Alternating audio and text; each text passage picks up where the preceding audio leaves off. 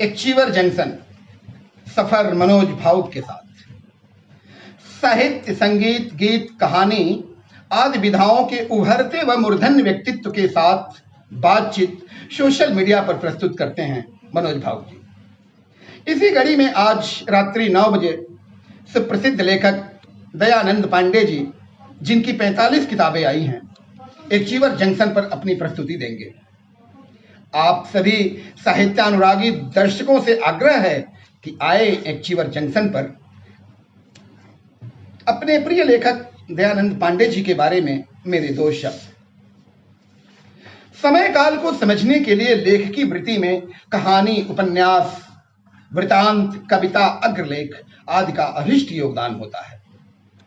जीवन के सौंदर्य को गहराई से समझने व विवेचना में भी महत्वपूर्ण भूमिका होती है लेखन कार्य का। दयानंद पांडे जी की कृतियां साहित्य जगत में प्रवृत्ति का प्रचंड प्रवाह बहाती हैं।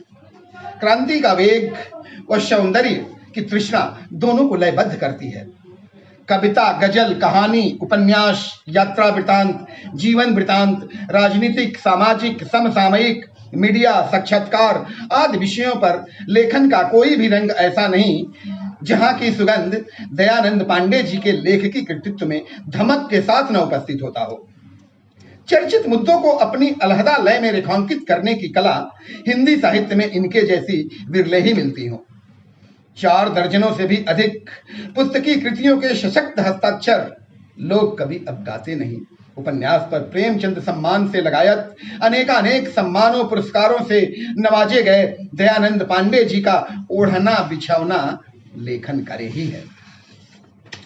मीडिया व प्रशासन पर प्रहार, इन्हें कृत्रिम शांति स्थापित करने या उनके अमानुषिक शोषण पर रचित पुस्तक मीडिया भी अब काले धन की गोद में ऐसा आभास कराती है कि जैसे कुल्टा विधवा पति की समाधि पर परदेसी के संग गलबहियां डाले निर्लज्जता व नग्नता का घोर प्रदर्शन कर रही हो। इनकी कहानियों व उपन्यासों की एक अलग विशेषता यह है कि इनके पात्र न तो जीवन के सिद्धांतों से त्रस्त है, न ही रचना से प्रचलित आलोचक रिझाऊ मुहावरों से आक्रांत।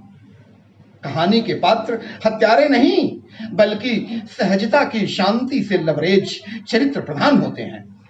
अंत में प्रेम से पगी इनकी रचना से अपनी बात को समाप्त करूंगा कि प्रेम की यह वैतरणी ऐसे ही पार होती है, बिना बोले, बिना सुलगे, बिना उबले, चुपचाप। प्रेम की यह अकेली स्वीकार्यता नहीं, यही शुलगन, प्रेम की यह ढाई आखर, प्रेम का यह योग, प्रेम की यह सत्ता, प्रेम की यह कैफियत किसी को राधा, किसी को कृष्ण बना देती है। चुपचाप चुपचाप। डॉक्टर जनार्दन यादव, बलिया, उत्तर प्रदेश से मनोज भावुक जी व अपने प्रिय लेखक दयानंद पांडे जी की मैं भूर भूर प्रशंसा करता हूँ।